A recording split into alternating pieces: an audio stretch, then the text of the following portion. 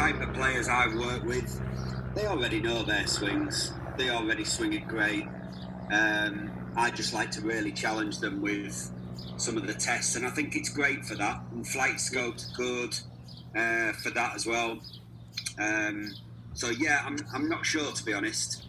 And I think the other thing that it's really good for is when you travel into different countries, getting your actual yardages. Yes. In the temperature and the altitude that you're going to be playing in. That's where it's fun. Thank you. Brilliant, that. No worries, mate.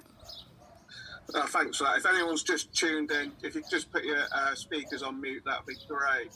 Thanks for that, Simon. I'm just going to move on to Di and Stuart Smith. There we go. Hi, Hi, I'm Stuart. Fine, how are you? Fine, thank you. Jolly good. Silly question, probably. Do you miss any aspect of the Pro Tour at all? I miss the competition side. That is about it. The travel side I don't miss anymore. I've got 2 young kids, 8 and 4, so spending time with them that I'm getting to spend with them is better than being out on tour. I just literally miss waking up on that Thursday morning and the competition of it all. That's what I used to play the game for, to test myself and put myself in those situations for the competition. It was hard work. I don't miss that side of it. My life's a lot easier now than it was then. I don't really miss the people either involved. It's quite a negative environment, is the tour. Well, I say quite. It's a very negative environment. So you find yourself being sucked into that. Whereas when you come away from it, you realise just what it's like. So, yeah, I don't really miss anything. I still get to see a few of the lads. And, yeah, it's just that Thursday morning buzz that I missed. Thanks very much. Thank you. Thank you. Brilliant, Simon. Thanks for that, Simon. That's interesting.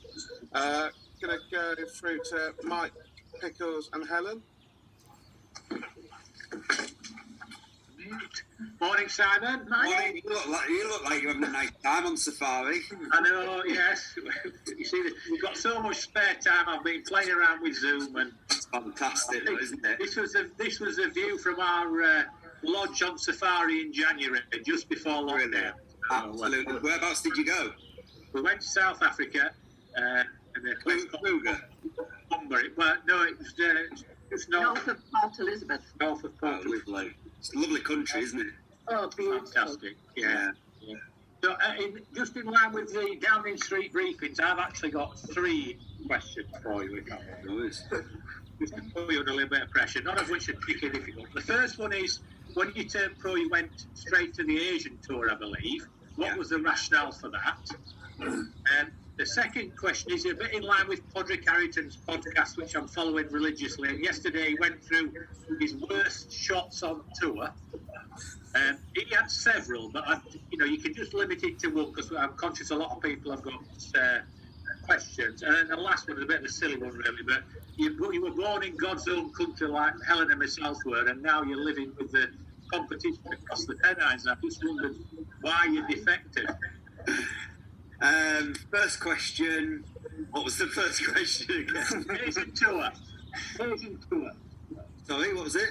Asian tour, right. So, Walker Cup was obviously the pinnacle for me of my amateur career. So after that, I had intentions of turning pro, so I thought, why not? So I tried to get on the European tour, didn't get through second stage, and then it was just literally chatting to my coach, Pete Cowan, and I said, I've got an idea of what I want to do. What do you think I should do? And he went, well, I know what you're going to do. Well, what do you mean? He said, I've got you a sponsor and you're off to Asian tour. I was like, okay. I literally trusted every word he said. He never led me down the wrong path at all. And he just said, I think it'll be great for you. You're wasting your time playing back in England. Get yourself out there, try and get your card and go and see what happens. And I went out. There was 12 of us went. And I was the only one to get through the first stage. And I ended up finishing second at final stage. And that was it. I got my card and absolutely one of the best years of my life. One of the best years of my life. I learned so much. The shot, there's one I remember. It wasn't so much. I mean, it was a bad shot, but it was a little bit unlucky as well. I was tied for the lead in Bali, playing the Indonesian Open, and I've hit a drive on about, must have been the 16th. So I'm nearly finishing. I'm tied for the lead with 4 holes to go, and I'm stood in a bunker, and the ball's way above my feet, and I've got to hit a 5-iron to this green, and literally shanked it. It was that far above me. It was like a baseball shot, but I thought I've got to take it on. I shanked it into a bush, and I lost the tournament by a shot. So that was the one that I always think, I wish I could play that one again. If only you had a good caddy. I know. He was good, to be fair. I can't say a bad word about him. And then the third one. So what was the third? It's about why you're living in Lancashire. Oh yeah, it's where my wife's from. She didn't want to live in York, and I lived in Manchester anyway. Because obviously, when I was travelling, you get off a long flight, and then you've got a 2-hour drive back home. It just felt easier to live in Manchester as well. Very good. Brilliant, Simon. No worries. Cheers. David. Grace and Nigel. Hi Simon, how are you doing? Hi Nigel, how are you? Hi Grace. Yeah, good. So question is really, because Grace won't ask the question, obviously your early part of your career was football focused. What age did you get into golf, and so if you were doing it again, what mistakes did you make before sort of being successful, and how would you change things? So, I started playing golf when I was 10. My brother literally came home from school one day. All his mates were members of the local club. And he came home and he said, Dad, I want to join the golf club. So my dad was like, well, I'll take you to the school field, see if you're any good. And as they were walking out the door, he said to me, do you want to go as well? Do you want to come up as well? So I was like, yeah, why not? Because we used to mess about in the school field from goalpost to goalpost, things like that. And he took us up and we could hit it. And we just loved it. It was just the enjoyment. I loved my football, loved my tennis, loved it all. So I played all 3 regularly. And then it got to the point where I was literally on a football field and I was thinking, I wish I was on a golf course. And I literally said to my dad, I want to, I enjoy golf way more than I enjoy football. I want to go and give up football and concentrate on golf. And it was my decision. Like you see a lot of these parents kind of pushing the child into what they think they should do, and my dad just let me choose, and golf was the route I wanted to do because I love playing. And as far as I had a meeting on the other day, and we were just talking about what would change early doors, because we used to travel together and we'd have a good time. We'd go out on a night out and, have a few beers and stay over and things like that. And do you know what? I wouldn't change a thing. There's always a point where you're going to have to go, right, now I need to start getting on with it. Now I need to start getting my head down. And my dad used to say it to me every year, I wish you'd get your head down and give it a go. And I just used to say to him, but Dad, I'm 22. I'm enjoying myself and I'm earning a decent living and I'm having a nice time doing it. What's wrong about that? And then there was the time in 2005 when Doe had a great year, and I just thought, right, I want that now. And then that's when I got my head down, and 2006 was when I won a couple of tournaments. All right. Great stuff. Thank you. Cheers, man. Brilliant, Simon. Can we go on to Brian next? I can see he's really excited by the looks of it. Me, I'm always happy, mate. Always happy. Hi, Simon. You right? Hi, Brian. How are you? Not too bad. So my question is, what was it about the KLM? Obviously, 3 wins there. I really don't know. Yeah, 3 wins. I had a second, a fourth. I really don't know. All I remember about it was playing a practice round on the Tuesday when it was the first time we'd ever been there. Yeah. I remember walking off the golf course and just saying to the lads, oh my God, that place suits my eye. And I just haven't been able to see the shots. Like even the first tee shot, everyone's hitting 4-iron to the corner. I drive every day over the corner and let myself like a little flick in. And the amount of times I birdied it, and then the second was a reachable par 5. I mean, I think I started birdie on that course more times than I started par. Wow. Yeah. And it was just one of those. I saw it and I just went for it, and it just seemed to really suit my eye. I suppose it's crazy as well, winning 2 of them by playoffs as well. Because I mean, that must be pretty unheard of. Yeah. I mean, I think I thought I had the trophy over there, but I don't. You look at the names on it, and you know, there's only 3 guys who've won it 3 times. Yeah. And that's Langer and Sevi and myself. It's like unbelievable. And do you know what? I think Youth Luton will get there as well. He's won twice. I think he'll win it again. Yeah. And for a Dutchman to win his on Open 3 times would be amazing. But yeah, I just think first year I won it. I remember walking on the 10th tee, and I was just really buoyant. And I looked at the leaderboard, and I just said to my caddy, honestly, there's only one winner here.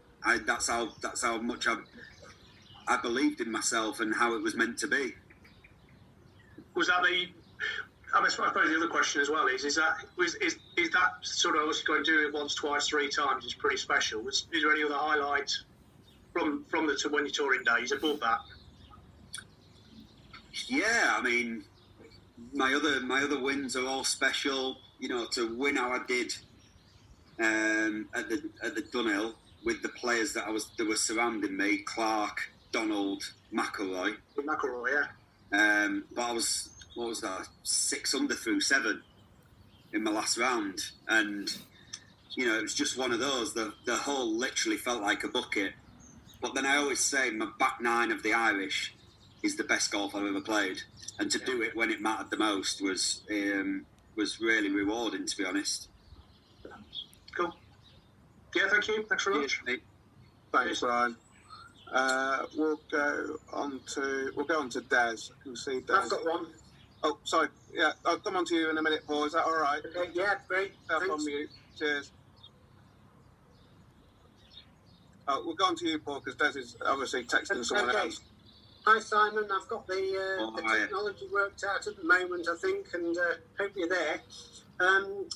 I've got one that isn't actually on golf; it's on football.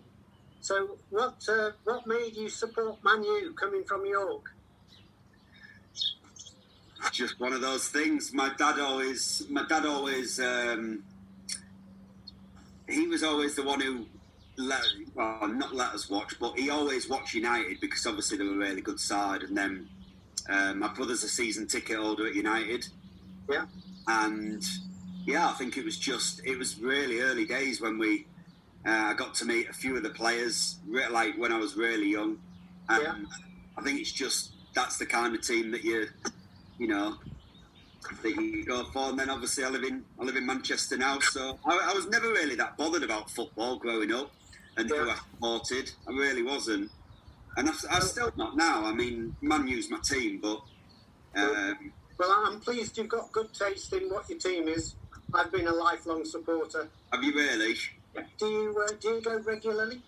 Yeah, I go quite a bit. There's my best mate, his brothers used to play for United, so I used to go and watch them quite a bit. And then I haven't been that much the last couple of years.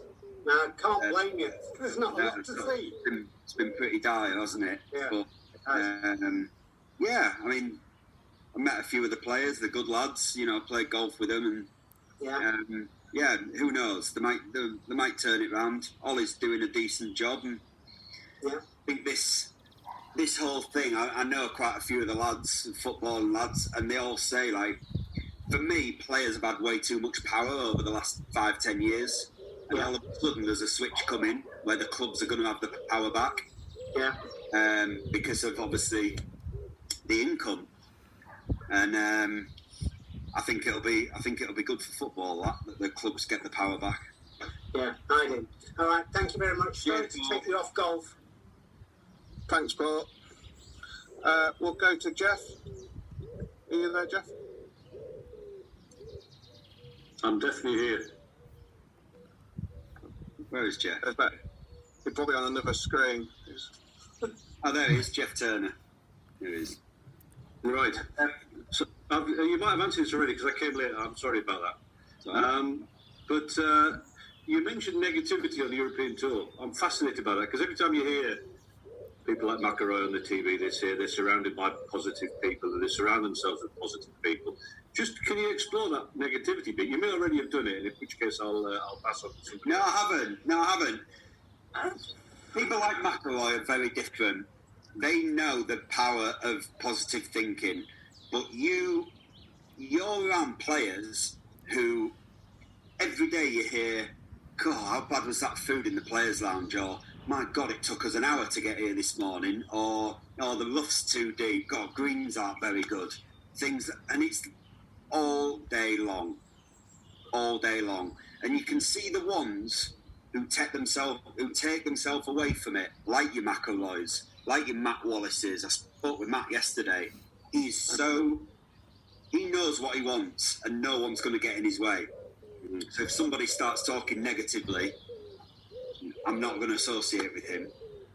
And you go for dinner. Oh God, flipping out, that 17th was hard today, and it's just constant negative. Nothing's ever good enough.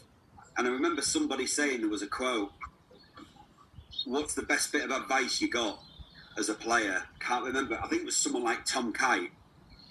And they said, the best bit of advice I could give you would be go to dinner with good putters, because all they talk about is how well they putt and everything's positive. And do you know what? It's a great bit of advice, that, and so simple. So would you say, Simon, that carries through to other aspects of your life? The positivity is the thing that really takes you forward? Massively. Yeah. When I knew I was going to stop playing golf, I knew it would be a difficult transition into the coaching side. I've been doing it for 19 years, professional golf. So I worked with a life coach for a bit. I worked with her for 10 weeks. I saw her every week. And she got me to do things like writing things down, affirmations, gratitude, things like that. And after 5 weeks, we've got a session. She opens up a book and she just laughs. And she says, I've just opened up our first session. So I went, go on then, read it out. She was like, do you want me to? I went, yeah. And she read this thing out. And I looked at her and I went, who's that? And I swear on my kid's life, she went, that's you. And I was like, oh my God, is that where I was 5 weeks ago? She was like, yeah. And she just helped me switch my mentality by just doing simple little things, but doing them every day, changing my habits almost from negative to positive.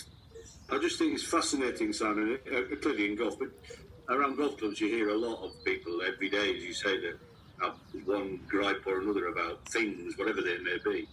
And it's refreshing to hear people who believe so passionately in the positivity, in the benefits of positivity. So I really appreciate that. Prime example here, I took one of my mates. He was a footballer for a long time, and he's had a fantastic career, and he's coming to the end of it. So he knows about how hard it's going to be. And I took him up to the Scottish Open last year, and we spent the day up there, and it was great. We got to walk around with Ricky Fowler on the Monday afternoon, which was brilliant. Just Fowler and his team and me and my mate. And then the Tuesday came around, and all of a sudden everybody's there. So we spent the whole day up at the golf club, and we were on the range chatting to people. We're walking back to the car, and I just said, have you had a good day? And he was like, Dice, he went, it was such a good day, thanks for that. And he went, but can I just say one thing? I went, what? He went, I can't believe how miserable everybody is. And I was like, really? Because I know what they're like. And he was like, I can't believe it. He said, you'd never get that in football. He went, everybody's so upbeat and buzzing to be in training and this. He went, none of them just look like they want to be there. Wow. And that's coming from an outside. That's coming from a professional sportsman outside of the game of golf. So it was really interesting, and I totally agree with him. And it's not just golf, is it? Then you take any walk of life. It's not just sport. It's the power of positivity is just immense. If people It is. get on board. I remember literally when I opened up my academy, one of the first people to come was an LET access player, really good player. And she was just telling me the things that her old coach just used to beat her down with negativity.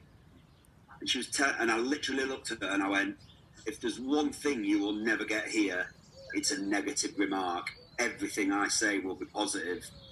And I think it's huge. It is huge, negativity, because you start talking negatively to yourself. Yeah. Especially on the golf course. And what I've learned over the last 2 years by stepping away, how you speak to yourself has a massive reflection on how you feel. Like my life coach used to say to me, would you speak to your kids how you speak to yourself? And I'm like, never. She went, well, why'd you do it to yourself? I'm like, I don't know. She went, it has the same effect, the way you speak to yourself. And that was it. From that day, I stopped talking, bad about myself. No, it's really, really interesting. So I really appreciate that. Thanks, Simon. We'll go to Danny and Dina, if that's okay. Hi, guys. Click that audio on. I was going to say Dina's in charge of the technology. Yeah. Hey, how are you? Yeah. How are you? Who wears the trousers in the house? Hi, Simon. Hi, everybody. Just away from golf, Simon, what's your downtime, apart from the family life? What's your normal downtime which you enjoy most and just makes you just chill out and take things off your mind? I think it's the second time I've spoke about drink, but we've got a local. I live in a place called Hale in Cheshire, and there's a local there called the Railway, and it's really sport related, and it's just a brilliant local boozer, and I just love going there with my mates and just catching up with them. So I'm really missing this lockdown period, seeing them all, and that's. When people say, what's your happy place? That's mine, going in there and just seeing all my mates. I love going out on bike rides on a morning. Like I was saying, the homeschooling's really demanding. So kids around you 24/7. So to get out on my bike for 2 hours on a morning is really nice. So that's good. And do you know what? I love me and my wife just sitting, having a meal, having a glass of wine, just talking, no TV on, no phones, and just, talking to each other. They're the things I really like doing. Great, thank you. Thank you. Cheers, Thanks. guys. Des, are you available yet, or are you busy? No. Miles? Are you there, Miles? Yeah, I'm here. Hi, Miles. In terms of players on the tour, who do you find probably the most exciting to watch and just follow generally when they practice, or just their whole demeanour? Now, in today's game, Yes, the modern. I really like, and I watched him at the Scottish, I really like Justin Thomas. Yeah. I really like watching him. He's one of them lads who could shoot 59.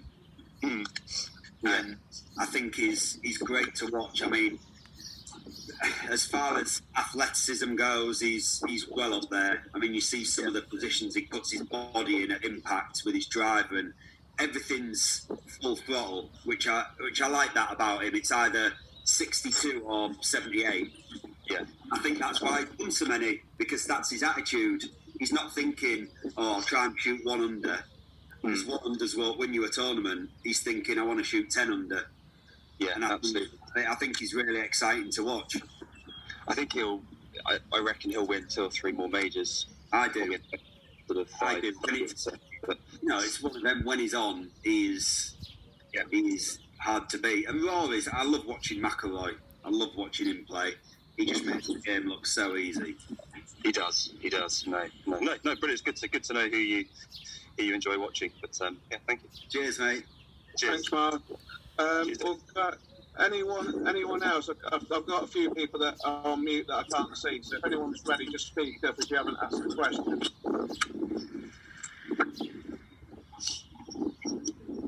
Louis, are you there? Hi Simon, you all right? Hi, Louis. How are you? Yeah, good. Thanks, you.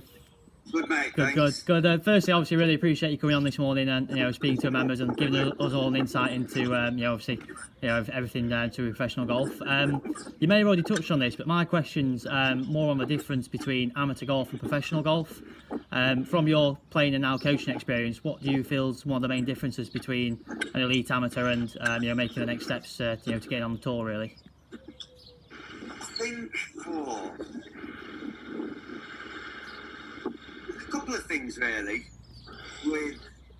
I think a lot of players put that much effort into excelling at the amateur game. They burn out. I've seen a lot of great amateurs just burn out when they turn pro. I think it's changing massively now. You see these top amateurs and they're almost pros now. Whereas before it wasn't like that. When I turned pro, it wasn't like that. I literally went into my first 2 or 3 years still feeling like an amateur. Whereas now they're treated like pros. They get to go travel all over the world. They wear the uniforms. They're sponsored by Ping, Callaway, Titleist. They've got it. It's almost like the professional ranks. So I feel that the step up it helps them a lot more, and the bloody good players. You see a lot of these young amateurs now coming through, Hovland, Wolf, guys like that. They're ready, and that's the difference. I think you see guys turn pro and they're ready for it, and a lot of guys back in the day just weren't. Yeah, look, like you said, all the amateurs now seem to have a real almost team around them, don't they? They've got everything, almost a foundation set, ready to go. I'll not take up too much more time, but the only other question I would have is on the difference in course setup, really. Obviously, some of the elite amateur competitions, they're set up fairly difficult. Is there quite a difference in golf courses? Obviously, they are difficult on the tour as well. Is there a lot of difference you noticed from going from the golf courses that you were playing on tour compared to amateur level as well? Yeah, definitely. The amateur level, you play a lot more links. Then you've got Euro Pro and Challenge Tour, the setup for scoring purpose. And then I always used to say, like, the first tournament of the year was Abu Dhabi. And you'd be playing courses with 20-yard wide fairways and foot rough. And it's 7,300 yards long. So, like, all of a sudden, you've come from playing a year of golf where you can spray it a bit to literally, if you miss the fairway, you're chipping it out sideways. And that was the big difference for me. And now I think they're actually, you see the courses on the Challenge Tour are actually setting them up a lot more like the European Tour. Because you can see the guys who are coming up from the Challenge Tour are actually winning and keeping the cards because they're more used to it now. Whereas before, 15 guys came up from the Challenge Tour and 14 guys would lose the card. No, so I think they've set it up a lot better now, which is really good. Yeah, no, that's perfect. Appreciate that, Simon. Thanks, Simon. We've just got a couple of minutes left. Just a quick question that no one's asked you. What's one of your favourite stories that when you're on tour, that obviously keep it clean because we've got a couple of kids around as well. Struggling then. I'm struggling. Draw an outline. Favourite stories. I'm trying to think of some. Or kids, if you leave the room for just 10 minutes, it'll just be fine. I mean, there's some. It's funny how a lot of the guys, they tell stories of other players. I love the Billy Foster one to do with Seve when he played Nick Price. Mm. You know, things like that. I haven't got that many stories, to be honest. I mean, no, pretty boring, really. None that I can tell, anyway. And Galaxy J3, do you want to ask a question? Morning, David. Hope you're well. Yeah, I'd just like to confirm with Simon if he was coached by Peter Tupling when he was a young amateur. I was not. Tuppers was the pro at Sandmore, wasn't he, when I joined there? Yes, he was. But I was seeing Pete Cowan at that time. All right, because Peter Tupling used to talk to me about you when I went to him for coaching. Did he? Yeah, I remember him being the pro at Sandmore, and he was a good guy, a little crazy, but a good guy. I thought he made a career out of saying that he had you, Simon. Thank you very much. No worries, cheers. Simon, from Lincoln Golf Club and everyone that's following and everything, really appreciate this. And hopefully when lockdown's over and you've got a bit of time and you want to put some time away from the kids, come and have a game and bring a few lads. That'd be great to see. But thanks again from all of us for your time. Really appreciate it. Thanks, Simon. Cheers, guys. See you later. Thanks, Simon. Bye-bye. Bye.